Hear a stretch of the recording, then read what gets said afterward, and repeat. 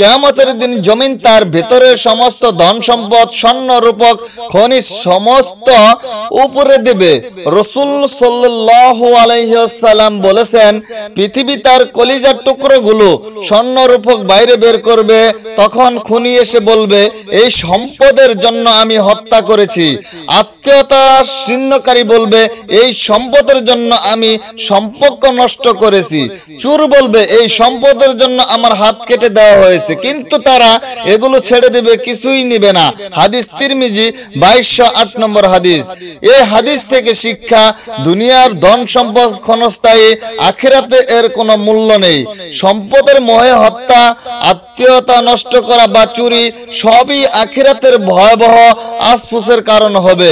আসল সম্পদ হলো নেক আমল, যা কিয়ামতের দিনে কাজে আসবে। ভাই ও বোনেরা, দুনিয়ার সম্পদ জমা নয়, নেক আমল জমা করাই আমাদের প্রকৃত উপস্থিতি হওয়া উচিত।